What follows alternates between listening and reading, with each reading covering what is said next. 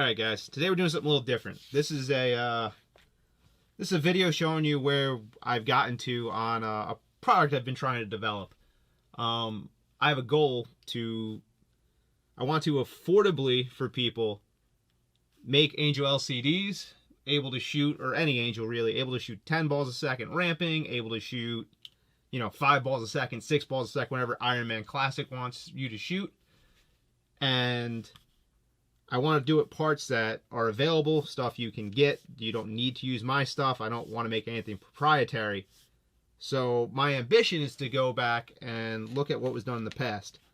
This is a DM4 board, DM4, DM5, DMC.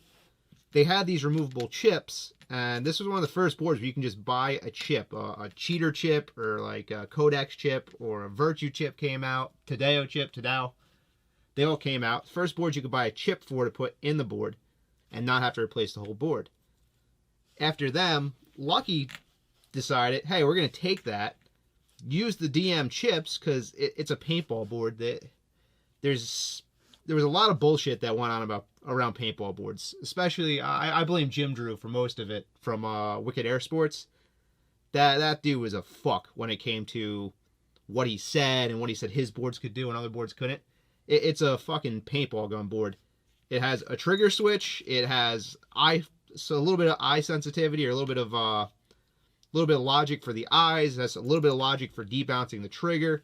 Has a couple buttons, and has a solenoid that gets fired from a MOSFET. It's not that critical. The software package in them, they have anti-bounce stuff in it just to try to smooth out some of the spikes you see in the trigger and such like that. Mechanically, the same way. It's just trying to filter out some of the frequency differences, what happens in the electricity going through these boards. But they're not all the same. People do great research. People have done great work. Like the Enoch board. Incredible board. They did a lot of work, but that was in making it Bluetooth and making it, Arduino based, but Bluetooth connectivity, stuff like that, with screens and all that adds complexity. I want to do something that's cheap and doesn't have complexity in it. Something that you can just set it, get it set up, and forget about it. And I like the Lucky style board idea for that reason. So I went and I made my first generation one. This one is missing a couple parts. I scavenged off of it, but this is my first generation proof of concept. That was the second generation proof of concept. And then I started trying to, have these made in samples. Came out with a couple different ideas. I'm going with this blue one right now. Still needs a little bit of work. It's not perfect the way it is. The eye is backwards. This is soldered on from them. This all came from them. Everything else I got to put on myself. The eye is backwards, so if I switch the eye around, it works right now. If I don't, it doesn't. So I'm not going to bother. Jeez. I'm not going to bother soldering on the Angel Specific eye, because that just ties into this, and this is backwards right now. So that's not going to function correctly. And yeah, we'll go from there. I'll show you guys one working. The next step with this whole thing is so the reason I went with these boards, and part of the reason I'm trying to get these so cheap, is because the original Codex code, that was open sourced. And if I can modify that, when I modify that code to shoot 10 and shoot 5, that's coming on these boards basically free of charge, because it's not my code. I'm not trying to get you to pay for the R&D and the development of anything, because it's already done by someone else. I'm just modifying and putting it on these boards. So my goal is to get these boards out to be able to shoot an Angel, 10, 5, whatever you need, for hopefully $60 to $70 to your door. That's the end game goal. So if you want a good board, you have a really nice Angel, you want a nice board with an LCD screen, absolutely get the Enoch, get the sci-fi boards. They're wonderful boards. They're great. If you don't need that much bells and whistles, though, because you just want to get your old Angel shooting, I want a more affordable option. Like $120, $130 it's decent money for a paintball gun board. So let's build this out, and I'll show the proof of concept, what we're doing. For some reason, I cannot get them to install the dip switch for me. So I got to do that myself. I was trying to get all the surface mount components assembled from a manufacturer, so I don't have to deal with that, but that doesn't always work out, I guess.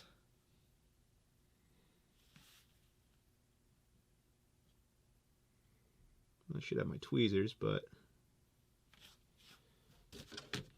it's all right.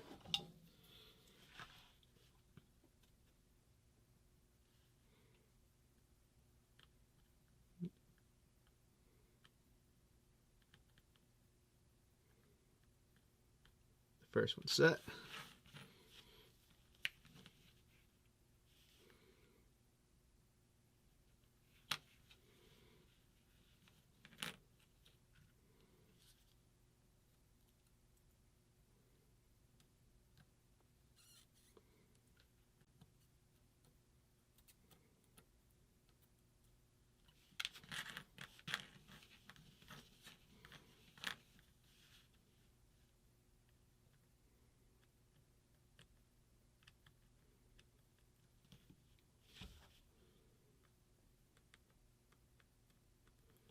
This side can all blend together because all of these do on this side is just go to ground.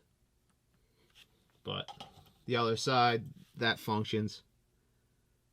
So, yep, looks good. So my goal with this was not just to make a DM board, because if you look at the Lucky boards, they kind of, the switches don't feel awesome. Like, hear this click. It's very, very muted. The micro switch is just a cheap brand, whatever they could get. They got mostly the cheapest components they could possibly get. So I want to do the opposite of that. They're not expensive. Nothing really is that expensive when it comes to this kind of electrical components and this kind of scale. So I was trying to kind of model what Dye did, where they used a lot more high-end components or name brand components, things from Japan, stuff like that. I got Vishay components. I have Texas Instrument components on it.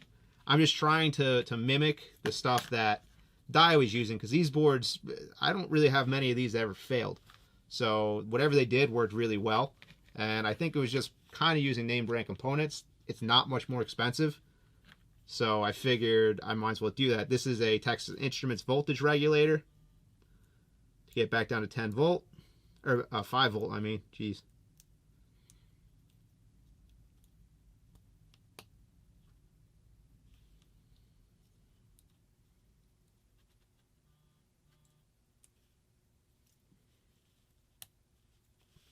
This is one of the harder parts to solder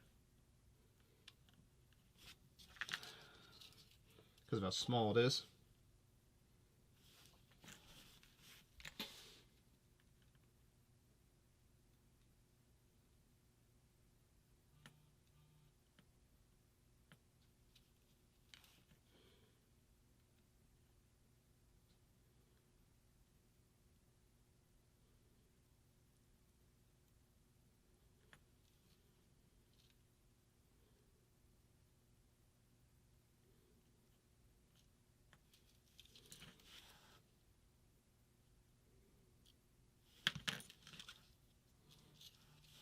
Jeez.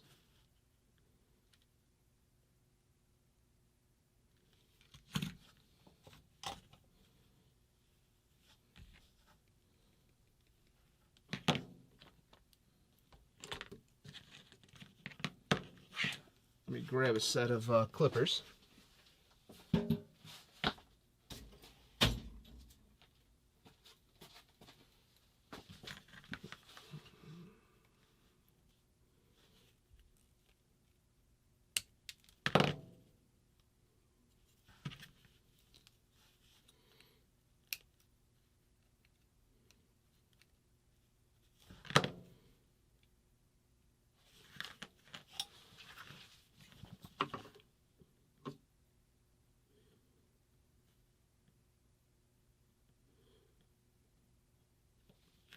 Okay, that went well. That's the voltage regulator. This is the MOSFET. I'm trying a new one. The first one I sourced was just huge bastard. I know this is backwards, so I gotta change my silk screening. because this is a backward setup. I want a nice off-board MOSFET, just something that's going to always deal with the heat with a little heat sink on it. I never want to deal with the overheating problem with the MOSFET, because you can get much smaller ones. The Lucky board uses a much smaller MOSFET setup, but the die board uses this MOSFET, which is basically overkill, but that's good. We don't want to fail the components because they run too hot or anything like that, so.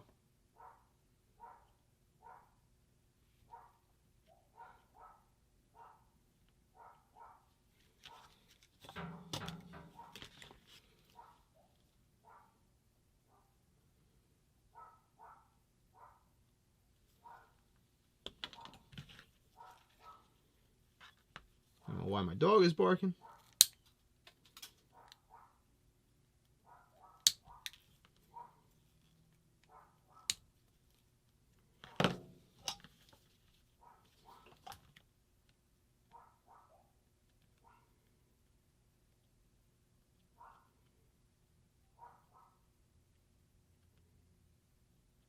So I cleaned those up a little bit so they're not so jagged. So our MOSFET's on, our voltage regulator's on. So the trigger switch, I can't get Omron switches. They just don't exist right now for whatever reason. So instead, so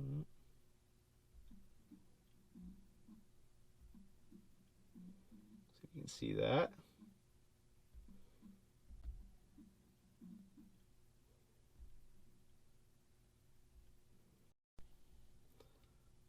Being a little bastard, my camera. So instead, I got cherry switches, and I really like the snap on them. I haven't seen cherry switches used on a paintball marker since like the original Matrix switches were cherry switches. Different style, but the same kind of switch. So like I'm really happy with them. They feel really good.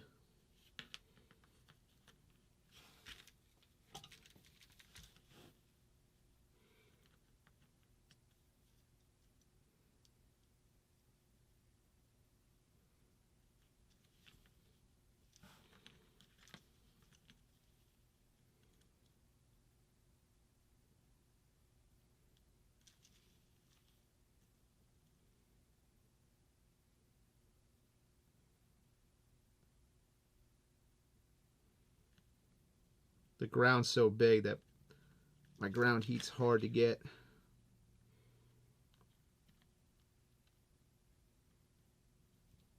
So the difference between this board and the red board is this I used a ground plane for all of the grounds, where the red board I ran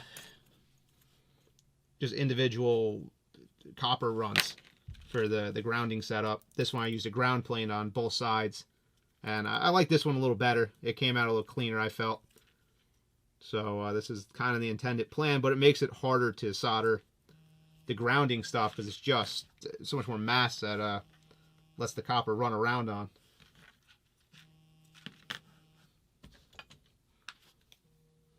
Hold on a second.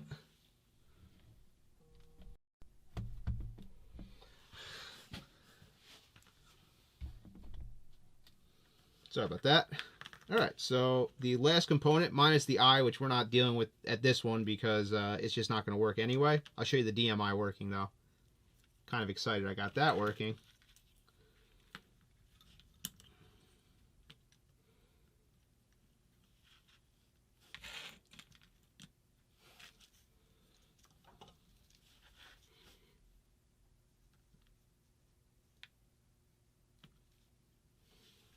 So that one's connected to nothing.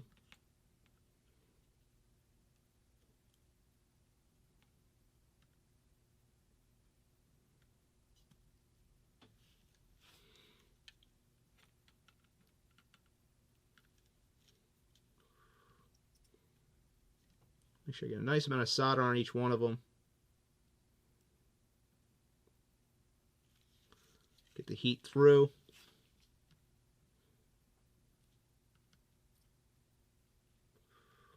I'll shut my smoke heater on. I kept this off because I didn't want to have to talk over it, but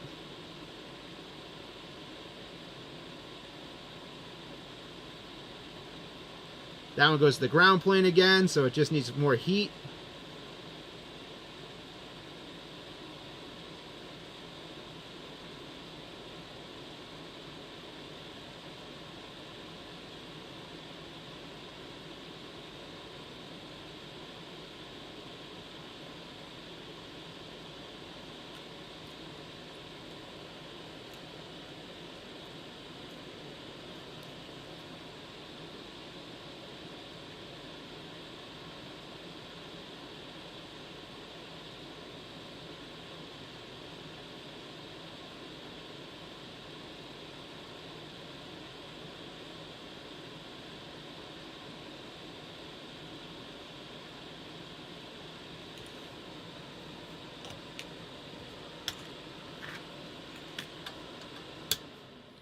All right, and this board is built.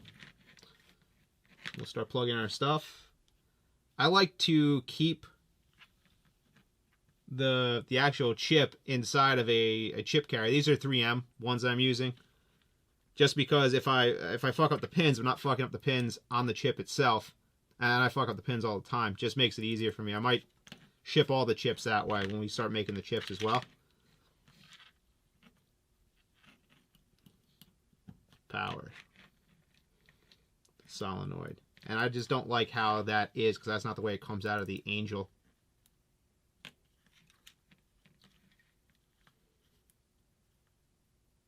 And am I missing something? That's embarrassing. Let's see.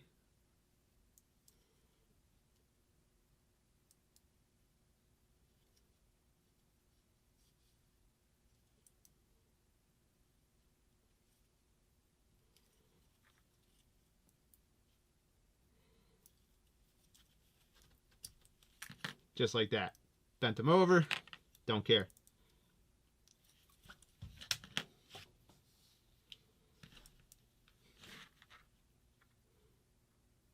And make sure I'm fully connected on this, and we'll see what I did wrong.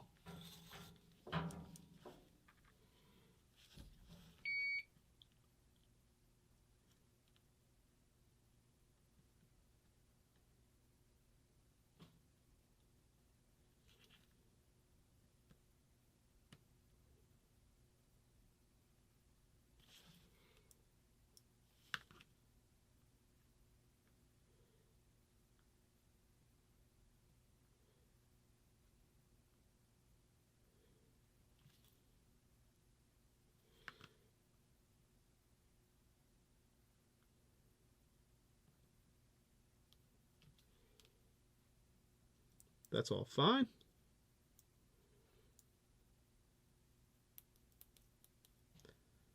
Does all look good. What do I do?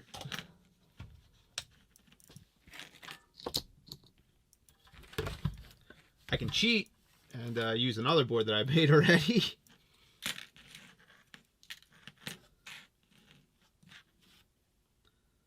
But these all got bent because I'm heavy-handed with this stuff.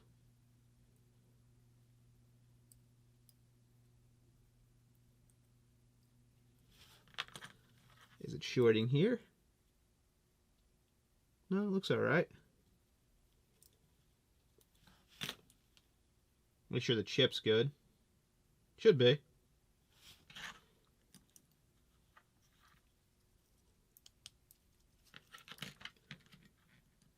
This is one I made earlier to build my confidence.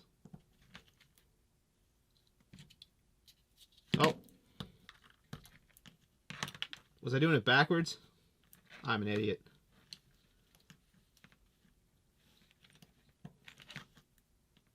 Yep.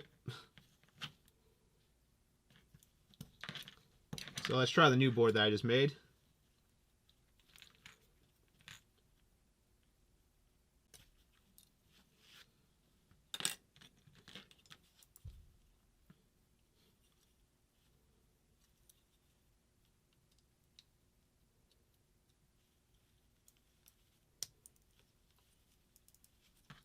So power is the first one. It says 9 volt.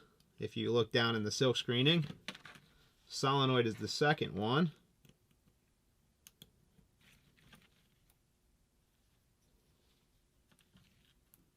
Nope, I just somehow didn't make a good board.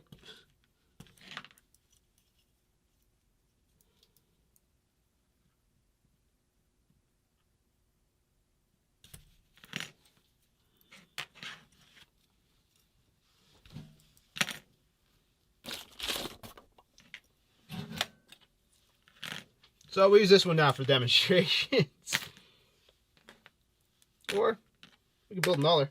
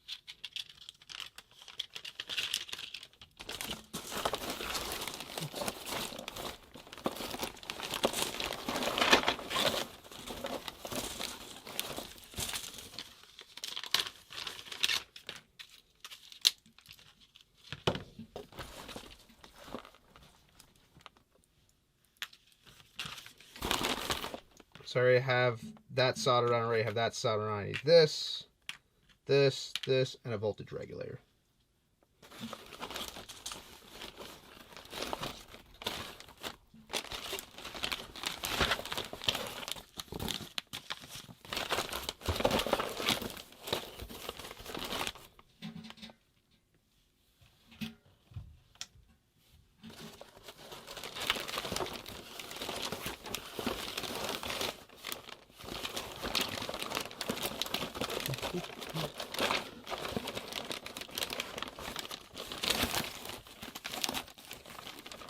Got them somewhere.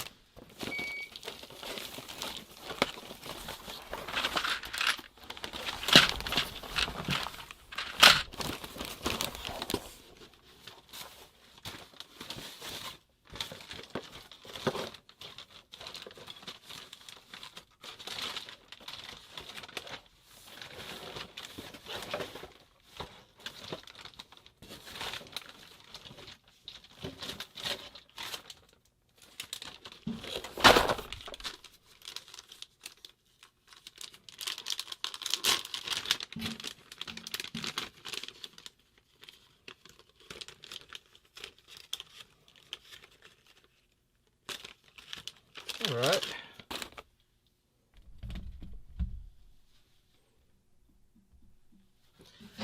So let's go for this again. Voltage regulator. I think I might have screwed this part up if it was anything.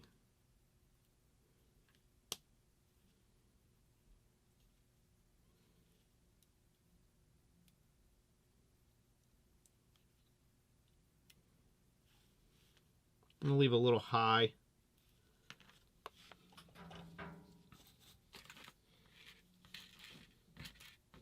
I'll do the center one first.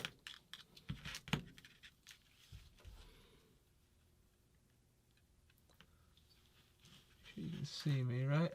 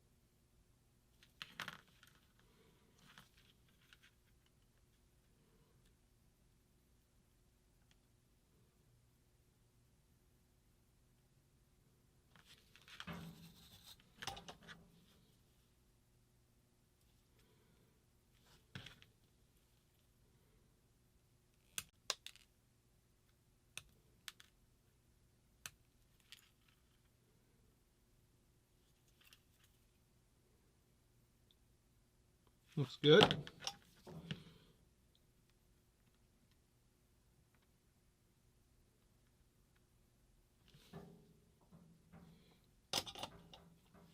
MOSFET time.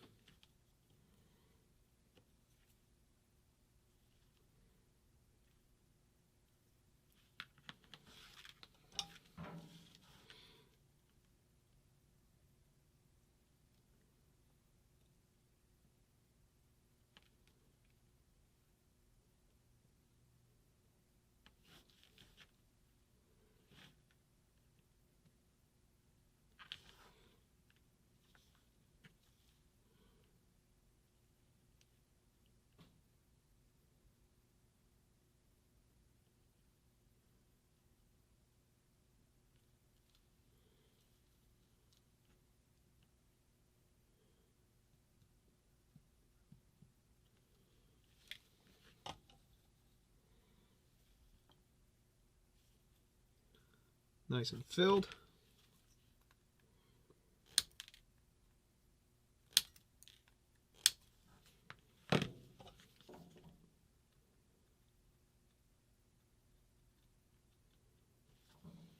All right. Switch.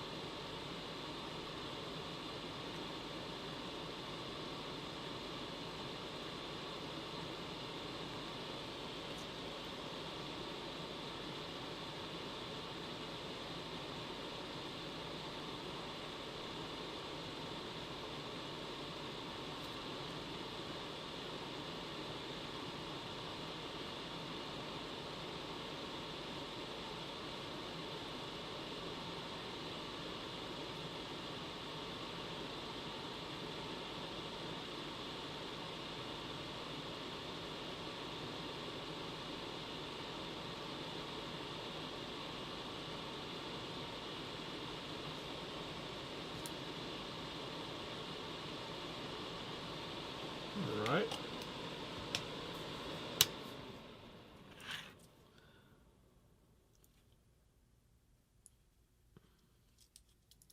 Let's see if I did any better on this attempt.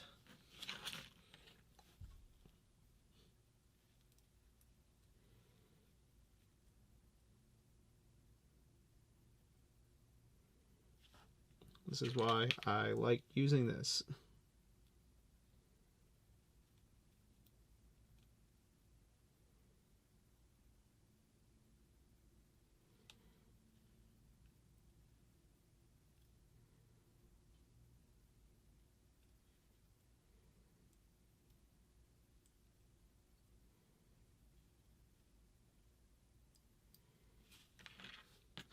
Okay, that little notch at the top.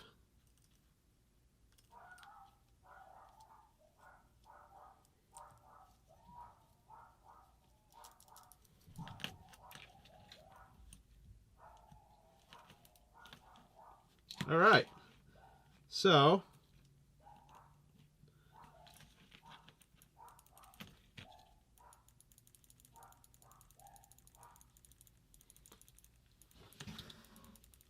this chip ramps. I don't know what chip's in this. Let me bring it up here. Hopefully we can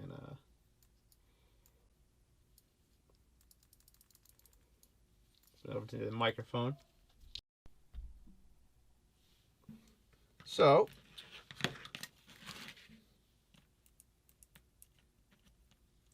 that's functioning. I switched these eyes to be opposite so they would work. But DMIs goes back to blue. This particular one, solid. Let me ball in place. No ball. No shot.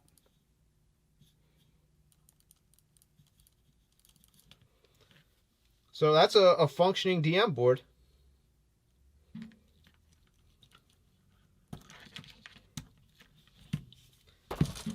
Now let's look at fitment, because they know that everyone makes these boards universal for Angels, and you got to cut off this piece if you're not using an LCD. This is for IR3s, but there are slight differences between an LCD frame and an IR3 frame besides just the mounting point.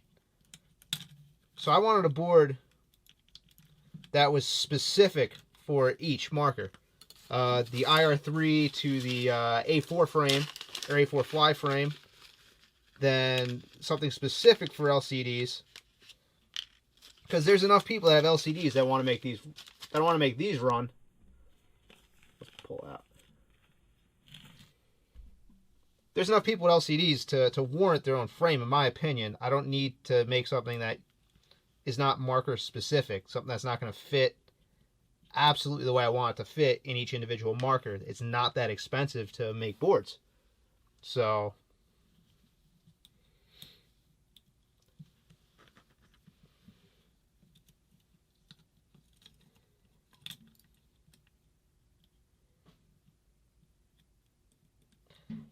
another thing I want to talk about, but let me get a couple screws for this first.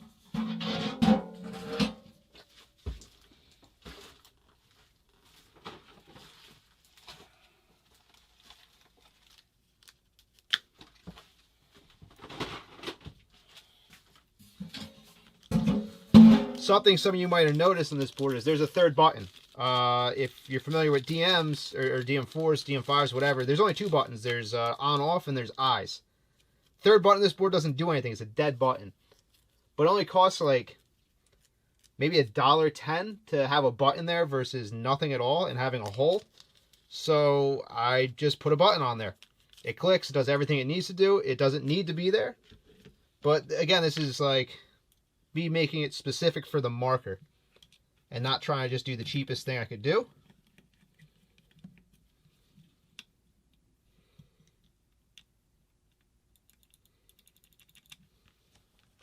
I want to angle that switch. I think I want to bring the micro switch forward a little bit as well on these, like the placement of it.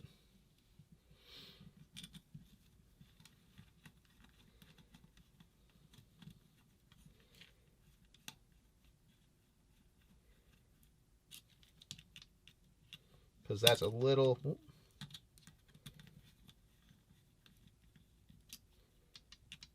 See, that doesn't hit.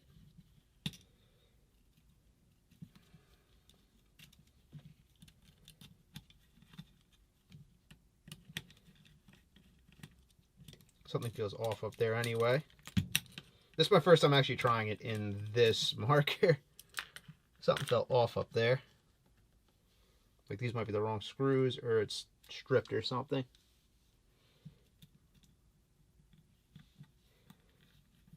Nope. They're fine. So I'm going to bend this out a little bit. This is me adjusting things. I want to make this perfect so it just slips right in. That's the end goal here. I don't want you guys to have to do this stuff unless you want to do it for a specific reason. Let's try to get that top screw in.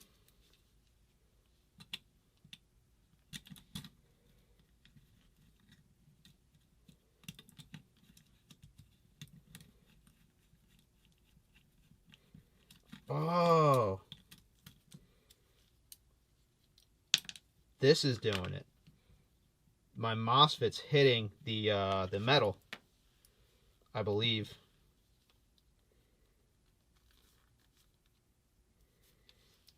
Well, that's no good. We gotta stop that from being. So hold on, let me get some tape for right now. Which sucks. I like the MOSFET up there, but it's really close to the body. It's really close to other aluminum I was doing for like heat exchange purposes. I can conformally coat the board too, but I don't want to short it, so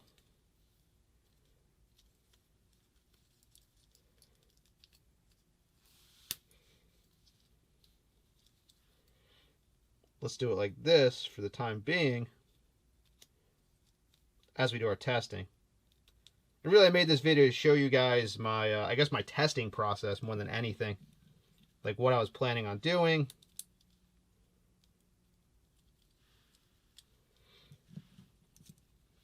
How I was planning on laying things out.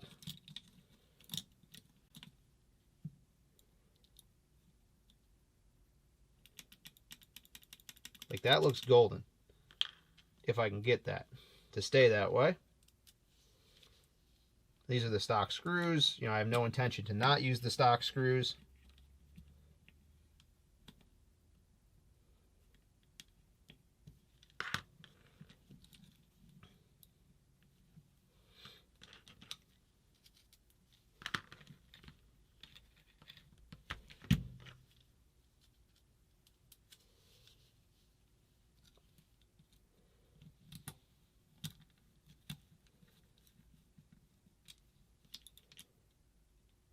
So it's hitting there.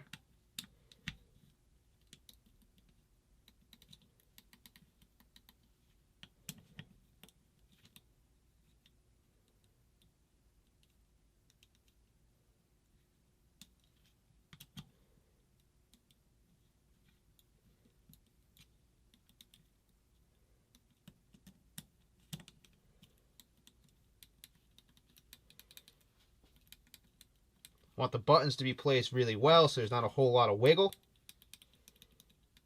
And they feel really nice. But now the trigger is touching fully. So let's adjust that back down a little bit. Okay. That's clicking well. So the battery, my intention is to still keep it on this switch. So you have an actual on-off switch to cut the battery fully. And then this would act more like the safety. You know, the safe mode and the live mode for the Angel.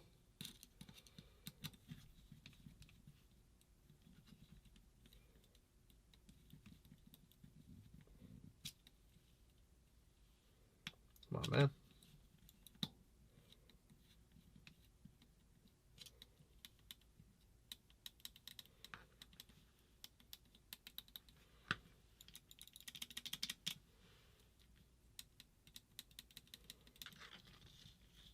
But let's see our placement of everything.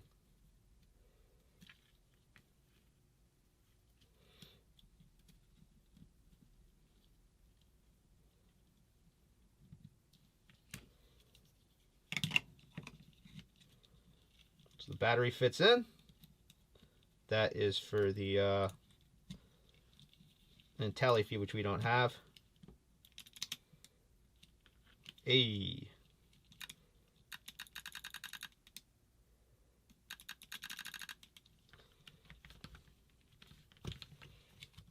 If I close up the grips, that is through the eye hole, or through the charging port.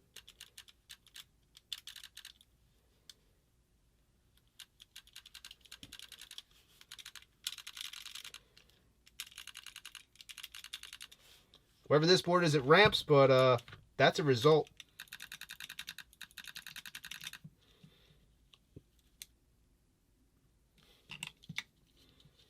It fits. The battery fits. This is a pretty big battery too. The Pro Cell Duracells are pretty big batteries, so that fits perfectly actually. Very snug. Not going to rock around. I don't want anything to roll around the frame. That always kills me when you throw a board in and everything fucking rattles. I don't want to hear anything rattling inside the frame. This is all shit up here rattling. But the buttons feel right. There's a third button, even though there isn't a button. And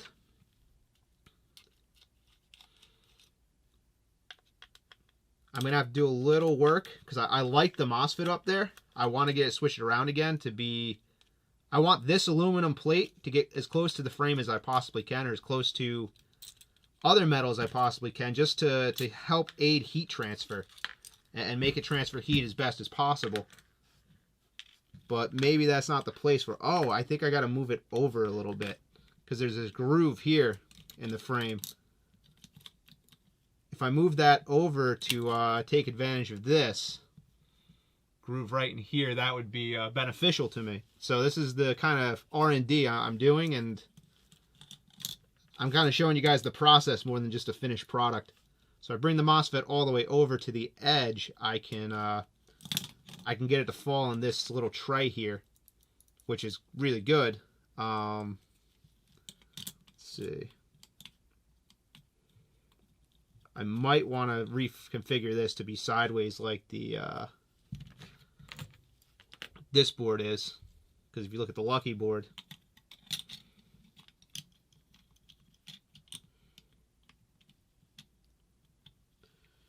try to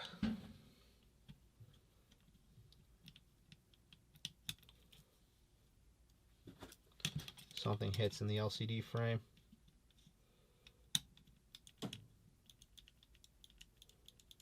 Like, I don't like that at all. The way that is, it's just gross. But they kept this down here to be in there, and my MOSFET could be there. This board itself has this anemic little MOSFET right here. This really tiny little guy. So, like, that's one of the things I was trying to go back to with the die board. The die board has this. For a paintball marker, this is a chunky MOSFET. Like that can take a lot of heat, a lot of cycles. It can throw a lot of heat off. So I'm using the same one. It costs a little more money than the Lucky one as well, but you know, it can just dissipate heat better. So I figured make it so, you know, the components will never even have a chance of considering overheating in a paintball marker application. And that's why I went with that route, and that's why I chose some of the components that I chose, was because of that. But a little bit of tweaking to still do, obviously, on the board. I'm pretty happy with where it's going. I might just do some standoffs or something, too, because I don't really want to move this over here. I like my layout. I like where the chip is. I like the feeling of it. It's all really pretty nice. I like my button placement. That's good. My hole placement's good. The trigger needs to come forward a little bit. If I can get the MOSFET to sink in there, that would be really useful. I don't impede any wires in the LCD. The chip is... I might not be able to get the chip on the top of the chip carrier like that because it's just touching the surface, which is a little unfortunate, but yeah, I'm fairly happy with this. It fits the battery really well. Like really, really well, the battery fits in there. Yeah, this is me showing you the work that we're doing, and we're going to try to just keep pushing with this, and hopefully we can get this out sometime this summer and start getting a cheap alternative for boards. That's the goal here. Get a cheap alternative that allows you to go 10 balls a second, or 5, or whatever you need to do for Ironman. And it's based on stuff that you can still get these chips. I mean, obviously not as prevalent as they used to be, but they're still around. I mean, stuff's still around. and we want to make new ones. But yeah, this is Andrew at Flory PB, and that's it for this one.